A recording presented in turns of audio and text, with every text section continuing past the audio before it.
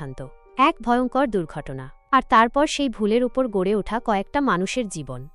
রবীন্দ্রনাথ ঠাকুরের লেখা নৌকাডুবি শুধু একটা প্রেমের গল্প নয়, এটা এক চরম মানবিক ভুল থেকে জন্ম নেওয়া ভালোবাসা, আত্মত্যাগ আর নিয়তির খেলা। আজ আমরা বিশ্লেষণ করব নৌকাডুবি উপন্যাস অবলম্বনে নির্মিত এই অসাধারণ সিনেমাটিকে, যেখানে প্রতিটি চরিত্র জড়িয়ে পড়েছে এক অদ্ভুত জটিলতায়। চলুন এই মর্মস্পর্শী গল্পে ডুবে যাই। শুরুতেই আমরা দেখতে পাই রমেশ তার প্রেমিকা হেমনলিনীর উদ্দেশ্যে চিঠি লিখছে। এই চিঠিতে হেমকে উদ্দেশ্য করে সে লিখেছে, কলকাতার এই ভিড়ের মধ্যেও সে ৩ কুঠুরির একটি ঘর পেয়েছে, যা আশা করি হেমের পছন্দ হবে। পশ্চিম দিকে তার একটি ফাইল আলমারি থাকবে, আর জানালার সামনে থাকবে হেমের পিয়ানো। আর হেমের প্রিয় লেখক রবীন্দ্রনাথ ঠাকুরের বইয়ের জন্য একটি আলমারির ব্যবস্থা করে দেবে। রমেশ পরিকল্পনা করেছে হেমের জন্মদিনে তার বাবার কাছে তাদের বিয়ের প্রস্তাব দেবে। অজপাড়াগা থেকে কলকাতা গিয়ে আইন পড়া রমেশও নিজের জীবনসঙ্গী হিসেবে শিক্ষিতা, বুদ্ধিমতী ও উন্নত চিন্তার অধিকারী হেমনলিনীকে কল্পনা করেছিল। এদিকে হেমের মা মারা গেছেন, আর হেমের বাবার সঙ্গে তার সম্পর্ক খুব ভালো। সে এখন ২০ বছরে পা দেবে। আগেকার সময়ের মতো হেমের বাবা হেমের বিয়ে নিয়ে একদম মাতামাতি করেন না। হেম যখন মনে করবে তখনই বিয়ে করবে, আর যাকে পছন্দ হবে হেমের বাবা তার সাথেই তার বিয়ে দেবেন। হেম আর রমেশ যে খুব ভালো বন্ধু, হেমের বাবা সেটা জানেন। তবে রমেশের টাকা পয়সা সেরকম নেই সেটাও জানেন, কিন্তু ছেলেটা ভালো, সেজন্য হেমের বাবার আপত্তি নেই। আজ হেমের জন্মদিন, অপূর্ব লাগছে তাকে। সে অপেক্ষা করছে রমেশের। হেমের বাবা, দাদা, যোগেন্দ্র সবাই রমেশের প্রতীক্ষায়। সারা রাত কেটে গেল, কিন্তু রমেশের দেখা নেই। মুখে কিছু না বললেও হেমের মনের অবস্থা বুঝতে কারো বাকি রইল না। অবশ্য তার এই অভিমান বেশিক্ষণ থাকে না। সে জানতে পারে বাড়ি থেকে জরুরি চিঠি পেয়ে রমেশ বাড়ি গিয়েছে। বাড়ি ফিরে রমেশ জানতে পারে তার বাবা মৃত বন্ধুর মেয়ে সুশীলার সাথে রমেশের বিয়ে ঠিক করেছেন। সে বাবাকে হেমের কথা বলে এবং বিয়েতে ঘোর আপত্তি জানায়। রমেশের বাবা তার কোনো কথাই শোনেন না, তাই সে বাড়ি ছেড়ে কলকাতা চলে আসার সিদ্ধান্ত নেয়। বাবা তাকে ত্যায্য করবে শুনেও সে পিছপা হল না। কিন্তু নিরুপায় রমেশ বাইরে দাঁড়িয়ে থাকা বিধবা মহিলাকে দেখে থমকে গেল। মহিলা তাকে বোঝালেন বিয়ের সব আয়োজন সারা। এই অবস্থায় বিয়ে ভেঙে দিলে তার মেয়েকে নিয়ে বিষ খেয়ে মরতে হবে। একই সাথে তিনি এও জানালেন যে তিনি চান না রমেশের সাথে তার বাবার সম্পর্ক খারাপ হোক। মহিলার এমন আকুতি শুনে রমেশ আর ফিরে যেতে পারল না। অন্যদিকে হেমকে এই সব কথা বলার সাহসও তার হল না। এরপর যা হওয়ার তাই হল। নির্ধারিত দিনে বিয়ে সম্পন্ন হল।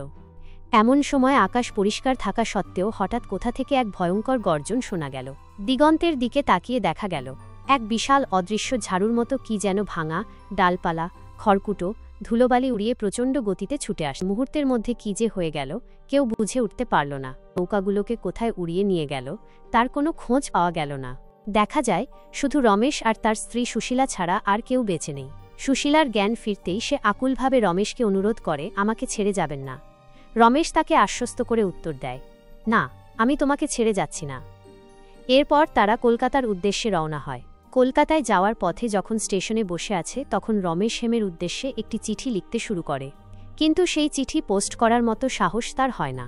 শেষমেশ রমেশ ঠিক করে চিঠি না দিয়ে সে সরাসরি হেমকে সব কথা বলবে। তার মনে হয় এতে হয়তো হেম কিছুটা হলেও বুঝতে পারবে। এরপর রমেশ সুশীলাকে নিয়ে সেই ৩ কামরার কলকাতার ঘরে চলে যায়, যেখানে সে আর হেম ঘর বাঁধার স্বপ্ন দেখেছিল। রাতে খাবার দেওয়ার সময় রমেশ সুশীলাকে বলে, তুমি খেয়ে নাও, আমার একটু পড়া আছে। সুশীলা জানতে চায় কি পড়া আছে। রমেশ উত্তর দেয়, আমার এক্সাম আছে। তখন সুশীলা তাকে ১ গ্লাস দুধ দিয়ে বলে, তাহলে এই দুধটুকু খেয়ে নাও, পড়ার মন বসবে ভালো। রমেশ অবাক হয়ে জিজ্ঞেস করে, কে বলেছে আপনাকে? সুশীলা উত্তর দেয়, আপনি তো ডাক্তার, আপনি জানেন না। রমেশ আরও অবাক হয়ে বলে, কে বলেছে আপনাকে আমি ডাক্তার? আমি তো উকিল। তখন সুশীলা কিছুটা অপ্রস্তুত হয়ে বলে, আমারই হয়তো শুনতে ভুল হয়েছিল। এদিকে হেম রমেশের স্বপ্নে বিভোর, আর রমেশ তার বইয়ের ফাঁকে হেমের ছবি রেখে তার কথাই ভাবছে, কি করে সে হেমের সামনে দাঁড়াবে, কি করে তার সঙ্গে ঘটে যাওয়া সব কথা তাকে বলবে। ভাবতে ভাবতে রমেশ ঘুমিয়ে পড়ে। কিছুক্ষণ পর সুশীলা এসে তার কপালে হাত বুলিয়ে দেয়। এরপর সুশীলা রমেশকে একটি ফর্দ দেয়, যেখানে প্রয়োজনীয় জিনিসপত্রের তালিকা লেখা আছে। সে বলে, এগুলো কাল আমার বাজার থেকে এনে দেবে। রমেশ দেখে ওই ফর্দের মধ্যে প্রায় অর্ধেক বানানই ভুল। সুশীলা বেশি দূর পড়াশোনা জানে না, তাই এমন বানান ভুল হয়েছে। আর ওই ফর্দের বেশিরভাগ জিনিসপত্রই ঠাকুর ঘরের জন্য, যেখানে রমেশের তেমন আগ্রহ নেই, কিন্তু সুশীলার ঠাকুরের প্রতি গভীর বিশ্বাস আছে। অন্যদিকে হেমের বাড়িতে অক্ষয় নামে একজনকে দেখতে পাওয়া যায়। তার রমেশের ভাইয়ের সঙ্গে পরিচয় আছে। হেমের বাড়িতে তার ঘন ঘন আনাগোনার আসল উদ্দেশ্য হল হেমকে বিয়ে করা, কিন্তু হেম তাকে একদমই পাত্তা দেয় না। তা সত্ত্বেও অক্ষয় সেখানে এসে পড়ে থাকে যদি শেষমেশ কিছু একটা হয়। একদিন রাতে হঠাৎ ঝড় ওঠে। ঝড়ের দাপটে কাপড় চোপড় সব উড়ে যাচ্ছিল। রমেশ সুশীলাকে ডেকে বলে, ওঠো, কাপড় চোপড়গুলো সব উড়ে যাচ্ছে। তখন সুশীলা তাকে বলে, আপনি আমাকে শুধু সুশীলা সুশীলা বলে ডাকেন কেন? আমার নাম পাল্টে কি আমার কপাল পাল্টে যাবে? আসলে রমেশ সুশীলাকে আজ পর্যন্ত ছুঁয়েও দেখেনি। রমেশ তখন বলে, আমি তোমার নাম পাল্টাতে যাব কেন? তোমার বাবা মা যে নাম দিয়েছে আমি সেই নামেই তো তোমায় ডাকি। সুশীলা তখন জানায়, আমার নাম কমলা, আপনাকে আমার মামা কিছু বলেনি। রমেশ জিজ্ঞেস করে, কি বলবে আপনার মামা? তখন সুশীলা বলে, আমি জন্মের অপয়া, জন্মের পরেই আমার বাবা মা মারা যায়, সে কথা আপনাকে আমার মামা জানায়নি। এরপরই রমেশ তার মামাবাড়ি সম্পর্কে সব জানতে চায়, আর সুশীলা রমেশকে অন্য একটি ঠিকানা বলে। রমেশের মনে সন্দেহ আরও গাঢ় হয়, এই ঠিকানায় তো রমেশের বিয়ে হয়নি। রমেশ ভাবে তার যার সঙ্গে বিয়ে হয়েছিল তার তো শুধু একজন বিধবা মাই ছিলেন, আর তো কেউ ছিল না। তখন রমেশের মনে সন্দেহটা আরও গভীর হয়। তখন রমেশ কমলাকে জিজ্ঞেস করে, আচ্ছা, আমার নাম? কমলা বলে যে স্বামীর নাম কি কখনো মুখে আনতে আছে? সে বলে, দাঁড়াও, আমি লিখে দিচ্ছি। তখন একটি স্লেটে তার স্বামীর নামটা লিখে দেয়। নাম দেখে তো রমেশ চমকে ওঠে, কারণ কমলা লিখেছে তার স্বামীর নাম নলিনাক্ষ চ্যাটুর্যে। কমলা আরও বলে, আচ্ছা, আমি কলকাতায় কেন এলাম? আমাদের তো কাশী যাওয়ার কথা ছিল, ওখানে না আপনার মা থাকে? এই কথা শুনে রমেশ পুরোপুরি নিশ্চিত হয়ে যায় এটা অন্য কোনো ঘটনা। ঝড়ের সময় যখন সব ওলটপালট হয়ে গিয়েছিল, তার স্ত্রীও তখন পাল্টে, তার বউ সুশীলা নয়, ডুবে গেছে না অন্য কোথাও গিয়ে পড়েছে। আর তার সামনে যে কমলা আছে সে অন্য কার স্ত্রী, যার নাম স্লেলেটি লিখেছিল তার স্ত্রী। এরপর রমেশ নলিনাক্ষ চ্যাটুর্যে নামে বিজ্ঞাপন দেয়, আর কমলাকে নিজের স্ত্রী ভাবা বন্ধ করে দেয়। দূরত্বের মধ্য দিয়ে তাদের কাটতে থাকে। একদিন খবর আসে রমেশের বাবা মারা গেছে। একদিন রমেশ পড়ার টেবিলে বসে আছে, আর তখন কমলা এসে বলে, আপনার আমাকে পছন্দ হয়নি? মেয়েদের পছন্দ থাকতে নেই, তবুও আপনাকে আমার বেশ পছন্দ হয়েছে। যখন শুনেছিলাম শহর থেকে কোনো ডাক্তার আমায় বিয়ে করতে আসবে, তখন ভেবেছিলাম কিরকম মানুষ হবে কিনা, তার অন্য কোনো বউ আছে কিনা, কিন্তু বিয়ে করে এসে দেখলাম যে পুরো সংসারটাই তো আমার খুব ভালো লেগেছে। তখন রমেশ বলে, ভালো লাগলে তো ভালো, যাও গিয়ে শুয়ে পড়ো, আমি একটু পড়ি, তারপরে যাচ্ছি। তারপরে ওই চেয়ারেই রমেশ ঘুমিয়ে পড়ে, আর রমেশ বলে ওঠে, হ্যাঁ। তখন কমলা বলে ওঠে, আচ্ছা, মহা ঝামেলা হলো, আমার নাম কমলা, আমি কোনো সুশীলা নয়, আমি কোনো হেম না। তখন রমেশ একটু স্বাভাবিক হয়ে বলে, যাও, তুমি ঘুমাও, তুমি এখানে কি করছো? কমলা তখন রাগ করে বলে, আমি আপনার স্ত্রী না স্ত্রী, কপালে টিপলেও আপনার ছ্যাঁকা লাগে। সেই বলে কমলা সেখান থেকে চলে যায়, আর সেই রাতেই হেমের সঙ্গে দেখা করতে আসে রমেশ। রমেশ হেমকে জিজ্ঞেস করে, তুমি কি আমাকে বিয়ে করবে? হেম উত্তর জানে, কিন্তু কিভাবে দ্রুত বিয়ে করা যায় তা রমেশকেই বলতে বলে। হেম রমেশকে মনে করিয়ে দেয় যে তার বাবা আগে মারা গেছেন এবং এখনও তার অশৌচ শোক পালনের সময় চলছে। যদি রমেশের কোনো অসুবিধা না থাকে তাহলে হেমেরও কোনো সমস্যা নেই। হেম কালই তার বাবাকে এই বিষয়ে জানাবে বলে জানায়। রমেশ হেমকে এত দ্রুত বিয়ের কারণ জিজ্ঞেস করে না। হেম জানায় যে যদি কোনো কারণ থাকুত তাহলে রমেশ নিজেই বলে দিত। রমেশ তার সম্পর্কে কোনো খারাপ কথা শুনলে বা নিজে বলার আগেই হেম জেনে গেলে হেম তাকে ভুল বুঝবে না তো এই বিষয়ে জিজ্ঞাসা করে। হেম তখন পাল্টা প্রশ্ন করে যে কেউ কিছু বলতে পারে এমনটা যদি হয় তাহলে বলার আগেই রমেশের বলে দেওয়া ভালো হতো না। রমেশ জানায় যে সে সব কথা বলবে, তবে হেমকে একটু সময় দিতে বলে। কমলা প্রথমবার মামার বাড়ি যাচ্ছে। রমেশকে তার মামির জন্য শাড়ি আনতে বললে রমেশ হেমকে নিয়ে শাড়ি কিনতে যায়। হেম জিজ্ঞেস করে, কার জন্য এত বাছাবাছি করে শাড়ি নিচ্ছ? রমেশ তখন বলে, আরে, তুমি তো বললে না বাড়িতে বিয়ের কথাটা, বিয়ের নমস্কারের জন্য কিছু দিতে হয়। হেম অবাক হয়ে জিজ্ঞেস করে, তুমি বিয়ে করেছ নাকি, এত কিছু জানলে কি করে? রমেশ উত্তর দেয় যে সে তার দুজন সম্পর্কিত মামা মামির জন্যই শাড়ি নিচ্ছে। এদিকে রমেশ কমলাকে স্কুলে ভর্তি করিয়ে দিয়েছে। মেয়েটি খুবই সরল সাদাসিধে, তাই রমেশ চায় যে সে যেন কোনো কারণে স্বাবলম্বী হয়ে উঠতে পারে। অন্যদিকে হেমের ভাই অক্ষয় তার বাবাকে এসে বলে, তোমার সঙ্গে আমার একটা কথা আছে বাবা। এরপর অক্ষয় কিছু কথা বললে হেমের বাবা চমকে ওঠেন এবং তারপরই হেমের কাছে আসেন। হেমের বাবা তাকে বলেন, মা, অক্ষয় একটা কথা বলে গেল, তোমার বোন যে স্কুলে পড়ে সেখানে নাকি একটা মেয়ে ভর্তি হয়েছে, আর সে নাকি রমেশের স্ত্রী। হেমের বাবা বলেন যে তিনি তার ভাইকে ব্যাপারটা খোঁজ নিতে বলেছেন, কিন্তু হেম এসব কথায় বিশ্বাস করতে রাজি নয়। এরই মধ্যে যোগেন্দ্র আর অক্ষয় কমলাকে নিয়ে রমেশের বাসায় ওঠে। রমেশ তো হতবুদ্ধি হয়ে যায়। অক্ষয় কমলাকে জিজ্ঞেস করে, দেখুন তো এটা আমরা স্বামী কিনা? কমলা হ্যাঁ সূচক মাথা নাড়ে। রমেশ কমলাকে ঘরে চলে আসতে বলে। এরপর অক্ষয় যোগেন্দ্রকে বলে, এবার তুমি বিশ্বাস করলে তো? তাহলে তোমার বোনকেও তুমি বুঝিয়ে বলো রমেশের বিয়ে হয়ে গেছে। এসব শুনে হেমের অবস্থা খারাপ হয়ে যায় এবং শেষমেশ ডাক্তার ডাকতে হয়। সবাই মিলে হেমকে বোঝাতে থাকে, কিন্তু দিন দিন হেমের অবস্থা খারাপই হতে থাকে। সে সবসময় মনমরা হয়ে পড়ে থাকে এবং খাওয়া দাওয়া ঠিকমতো করে না। এইদিকে কমলা রমেশকে জানায় যে স্কুলে দুজন লোক তাকে রমেশ বলে কাউকে চেনে কিনা জিজ্ঞেস করছিল এবং ছবি দেখানোর পর সে রমেশকে চিনতে পারে। রমেশ তখন কমলাকে তার ঠাকুরগুলো গুছিয়ে নিতে বলে এবং জানায় যে তাদের আর কলকাতায় থাকা হবে না, তারা পশ্চিমের দিকে যাবে। কমলা জিজ্ঞেস করে, আপনি কি কাজে যাবেন ওখানে?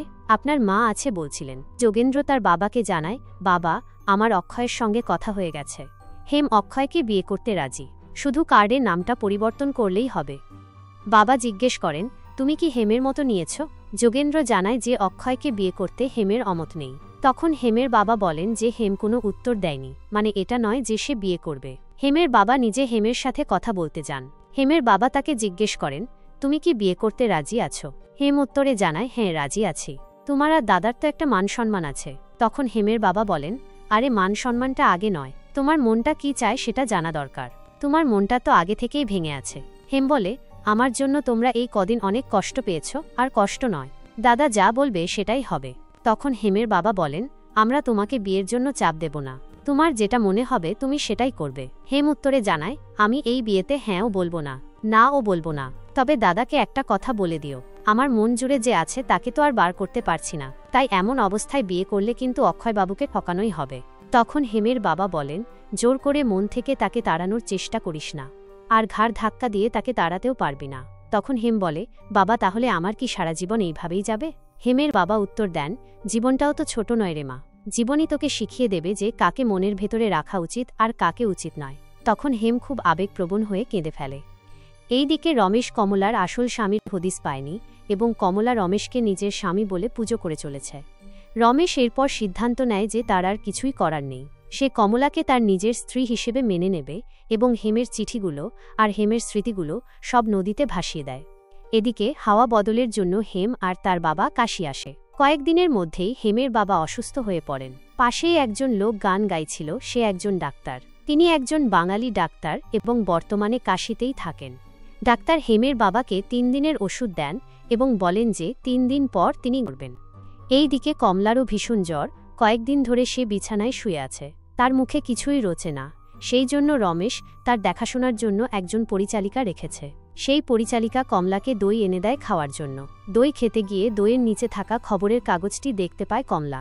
সেখানে একটি বিজ্ঞাপন দেখে, যেখানে লেখা আছে যে গঙ্গা নদীর ধারে অমুক তারিখে একজন নবদম্পতি মহিলাকে পাওয়া গেছে, যার নাম কমলা এবং স্বামীর নাম নলিনাক্ষ চ্যাটার্জি।